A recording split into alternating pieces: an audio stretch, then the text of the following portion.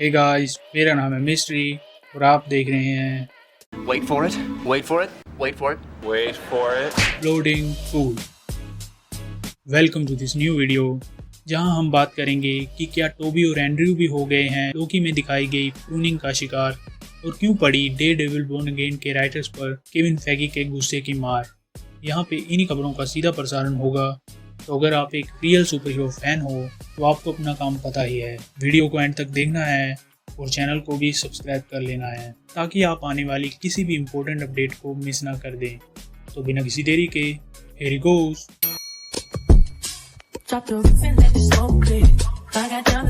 सो शुरू करते हैं लोकी सीजन 2 के सेकंड एपिसोड के एनालिसिस से।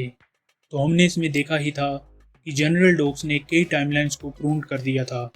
आई नो इसके बाद कई फैंस के मन में ये सवाल उठ रहे हैं कि क्या एमसीयू में दिखाए गए सभी वेरिएंट कैरेक्टर्स इरेज्ड हो गए हैं।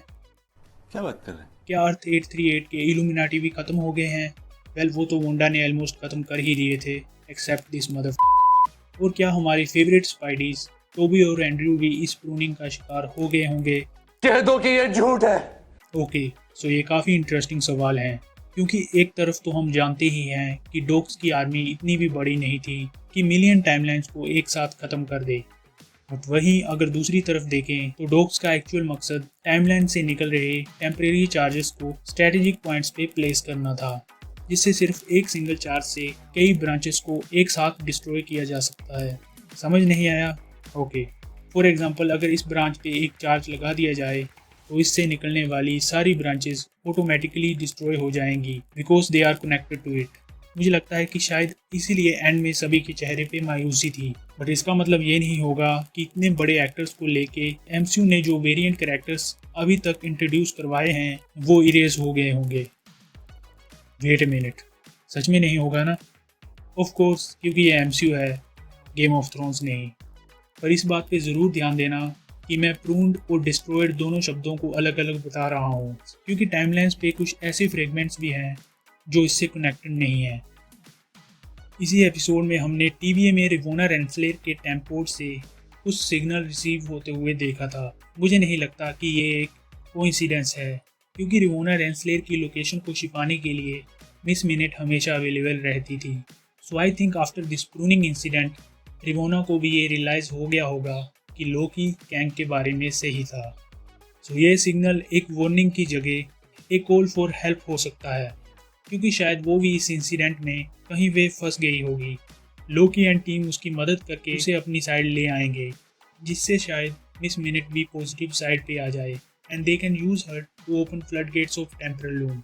लेकिन जैसे कि हमें बताया गया है कि ये गेट सिर्फ उसी के ओरा से खुलेंगे जिसने ये टेम्परल लूम बनाया था, तो ये सिर्फ ही हू रिमेन्स ही खोल पाएगा।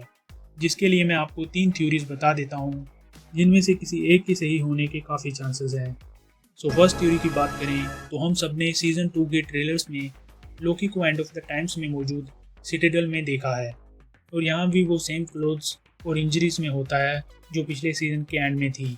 सो आई थिंक लोकी कोई तरीका ढूंढ लेगा जिससे वो इस सिटाडेल में ही टाइम ट्रैवल कर पाएगा, just like he did in TVA जहाँ ये इम्पॉसिबल था। सो मे बी यहीं वो ही हू रिमेन्स के ओरा को स्कैन कर ले जब वो जिंदा था। सेकंड थ्योरी ये है कि हम जानते ही हैं कि ये Citadel end of the times में है, इसलिए ही हू रिमेन्स की बॉडी बिना सड़े सदियों तक वहाँ रहेगी। तो लोकी एंड टीम सिंपली इस बॉडी को चुरा के ले आएंगे और टेम्परल लूम के गेट्स को खोल लेंगे। एंड लास्ट थ्योरी, जो कि काफ़ी इंटरेस्टिंग है, वो ये है कि कैंग के सभी वेरिएंट्स का ओरा सेम ही होगा। सो हमारे जय और वीरू ये डिसाइड करेंगे कि कैंग का कोई और ही वेरिएंट मिल जाए, जिससे होगा ये कि हम मिलेंगे इस सीज़न में आगे आने वाले कैरेक्टर विक्टर टाइमली से, क्योंकि ट्रेलर के कुछ सीन से हम ये अंदाज़ा लगा चुके हैं कि ये लोकी और मोबियस की मदद ही करेगा। Moving on to the next news, तो काफ़ी बड़ी खबर आई है कि मार्वल ने डेयरडेविल बोर्न अगेन के सभी राइटर्स को फायर कर दिया है। एक्चुअली हुआ ये है कि केविन चाचा ने जब इसका कुछ माल देखा तो उनके मुंह से सिर्फ चंद शब्द ही निकले, जो कि हैं बना दिए हो। क्योंकि ये बताया जा रहा है कि इस सीरीज के फर्स्ट 3 एपिसोड्स में लीगल ड्रामा ही दिखाया जा रहा था, और वो भी बेहद ही स्लो। जहाँ तक कि मैट मर्डॉक भी 4th एपिसोड में डेयरडेविल सूट पहनता है। और एक काफ़ी भयानक प्लॉट ट्विस्ट ये था कि कैरन और फोगी की डेथ हो गई है और मैट मर्डॉक उनकी डेथ से डील कर रहा है। ये तो नहीं बताया गया कि वो कैसे मारे गए हैं, मे बी किसी कार एक्सीडेंट में या फिर किसी नेचुरल डिजास्टर के कारण। आई थिंक अगर वो इस सीजन में नहीं थे तो इसका मतलब शायद बुल्स आई ने उन्हें मार दिया होगा, क्योंकि थर्ड सीजन के पोस्ट क्रेडिट सीन में हमने ये देखा ही था कि वो अभी भी जिंदा है। सो इन्हीं सब बकचोदियों के कारण Kevin Feige decided to fire all the script writers of this series. Interesting बात यह है कि फेगी चाचा काफ़ी गुस्से में है और एक बार फिर अब सभी एमसीयू प्रोजेक्ट्स उनकी तेज़ नज़र से होके गुजरेंगे, क्योंकि अब वो क्वांटिटी से ज़्यादा क्वालिटी पे बिलीव करेंगे। अभी इस सीरीज़ के लिए न्यू राइटर्स को खोजा जा रहा है। मैं तो यही कहूँगा कि चाचा और कहीं जाने की ज़रूरत नहीं है, जाके उन राइटर्स को ही पकड़ लो जिन्होंने नेटफ्लिक्स के लिए पहले 3 सीज़न बनाए थे, या फिर एक बेटर सजेशन दूँ तो मोहित भाई से ही लिखवा लो। आ गया मैं।